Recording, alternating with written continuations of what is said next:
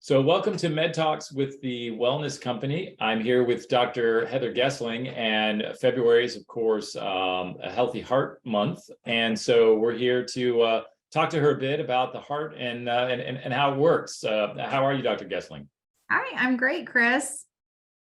Excellent. So actually, let's start right there. I mean, tell us about the heart. How does it work? How important is it?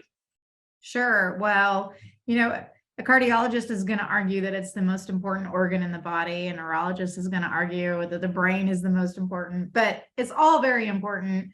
And the way that the heart works is, I'm sure everybody knows, it's a 4-chamber pump that's going to pump blood through your body and through your lungs. And so there's different components to heart health. There is the actual muscle itself, and making sure that the muscle is healthy requires good nutrients. Sometimes a heart muscle can be affected by toxins or viruses, and making sure that you give the heart everything it needs, that muscle everything it needs, just like other muscles in your body. The other part of heart health has to do with arterial health and the arteries that run through your heart.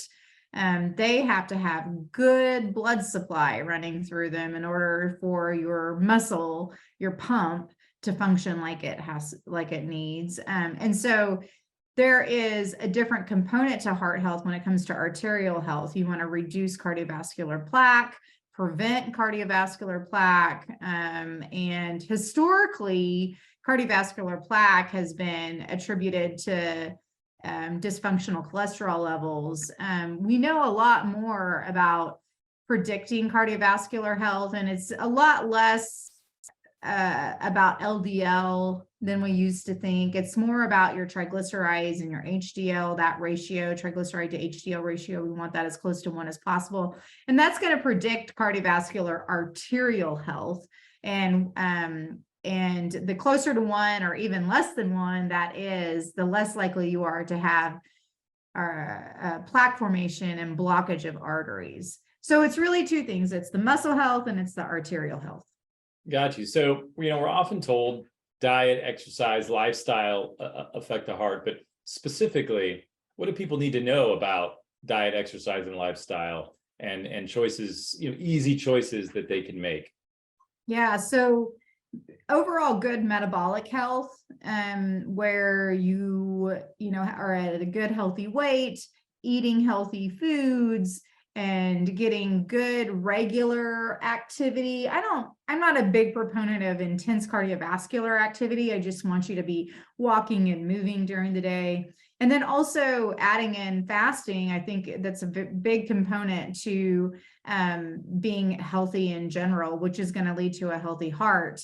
The confusion, I think, lies in what we've been recommended over the last several decades for heart healthy diet. All of this low fat and fake foods, none of that is good for us. We all need to be eating real foods. It's the opposite of what you may be told by your specialist, or what the American Heart Association may recommend, or what the food pyramid may recommend.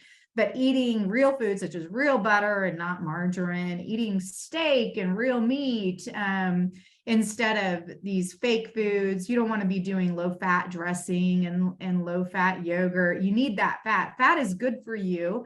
Fat is good for your overall metabolic health. It keeps you trim. It keeps you satisfied. And it's not plastic fake food. It's real food. Well, in addition, obviously, supplements are a way to augment your already healthy lifestyle. Can you talk about some important vitamins, minerals, or I guess compounds that would contribute to heart health? Absolutely. One of the most crucial ones, in my opinion, is vitamin K2. Vitamin K2 is this magical vitamin that will pull calcium out of your bloodstream and plaque.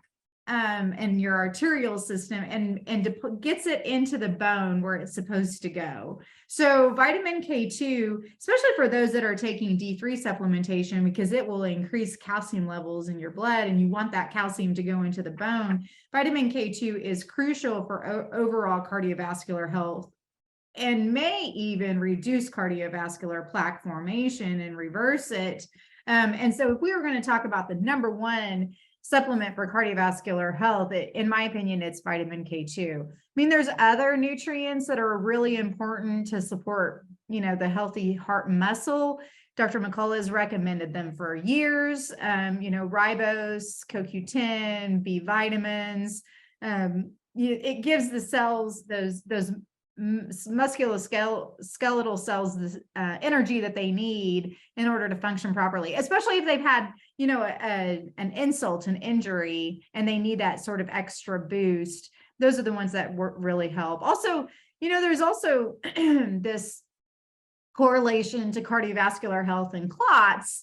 You don't want clots in your arterial system. You don't want blockages. And so now we know, and it's been around a long time, but it's become much more prevalent and popular in discussion, which is nattokinase. And nattokinase is an anti-fibrin or a fibrinolytic type supplement. And research shows that it can break down fibrin clots and prevent fibrin clots. And there is no pharmaceutical agent. Well, there's the one that you can get in the ER if you're having a stroke, and it's TPA, but there's no oral pharmaceutical agent out there that will break down fibrin clots. So this is a really a special supplement that can be beneficial to help prevent and dissolve clots. Well, great. And so how new is the research in nattokinase? Oh, we've known recent, this. We've known this for a long time. Oh. It's not necessarily new, but there's other enzymes that we also know are very similar. There's lumbrokinase. It's a little bit more potent, not as common in use as the nattokinase, but we've known this for a while. Oh, okay. So, even the U.S. government's acknowledged that COVID vaccines can cause heart conditions. It's sort of strange that every time they talk about that it can, they say, oh, it's a small risk. I've never really seen that in healthcare communications. There's a risk or there's not a risk. If there's no risk, you don't have to say there's a small one. But what heart conditions may be caused by COVID vaccine injury? Is it myocarditis, pericarditis? A couple things, or what is? Yeah, myocarditis is the most common one that's been discussed, and also clot formation that can lead to a heart attack, because if you have that clot in the arterial system in your heart, it's going to block off the blood flow and kill that muscle. But also, overall, cardiovascular inflammation, where it contributes to clot formation because those arteries are just kind of roughened and inflamed because of that spike protein. And then another thing that is that we're seeing quite a bit as a side effect of the vaccine is heart rhythm irregularities, such as atrial fibrillation. It's become so common after vaccination. And then we're also seeing a drastic increase in patients in their blood pressure readings, or a drastic increase in patients developing high blood pressure after the vaccine. All of those things. And so the only possibilities here really are that the vaccine is causing this, or there's some mass spontaneous increase in these things that we can't account for. I would ask, though, I think someone might challenge, I'm curious what you think. Could it be COVID doing this and not the vaccine? So how would you know? Yeah, I don't know that I have a great answer to know specifically. What we know is that the spike protein is inflammatory.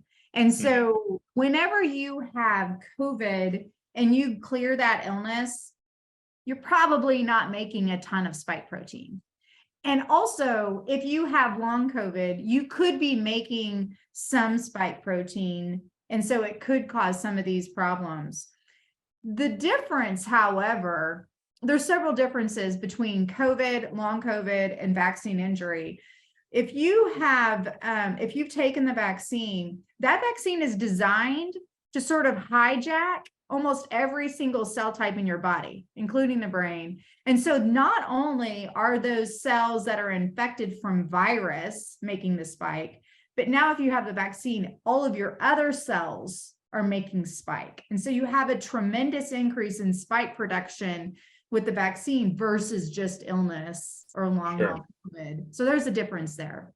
So it would seem that spike protein production is a result of can be a result of the vaccine, does not seem to be a result of having COVID or long COVID. And so it's why you tend to think it's probably vaccination. Yeah, there's an accurate way to describe it. It's going to be a higher level for a longer period of time. Because of, gotcha. So lastly, and certainly diagnosing people from what you see on television is not something that's particularly responsible. We watched when and fortunately he's recovered. NFL star Damar Hamlin was injured on the field, had a heart condition. People wondered, did he have a vaccine reaction? They were very quickly and very loudly shouted down. They were told that was ridiculous and not possible. And of course, Michael Strahan just interviewed Damar Hamlin recently and said, what happened? And he said, I don't want to go into that. I don't want to go into now, having a communications background, I understand someone saying, this is a private matter, I don't want to talk about it. But he wanted to talk about it up until he was interviewed just recently. Do you have any thoughts? Is it not odd that, I mean, they had him out at the Super Bowl, he was constantly communicating. Now, when asked one simple question, what was the cause?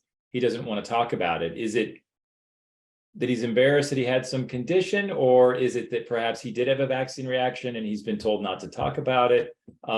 You're speculating. It's very sketch, as my children would say. And they, they would, limit his ability to discuss this because this is an opportunity. But, when you think it, whenever you think it through, if he can't really, say, well, it can't be the vaccine because I didn't have the vaccine. He can't say that. Yeah. And then if he said, well, I had the vaccine, there's really no way to know, then it's like almost like he's admitting. I feel like he is between a rock and a hard place, but it's unfortunate. It's really unfortunate that he feels like he can't be forthright about it. And it's because the topic is so politicized, and that's the reason.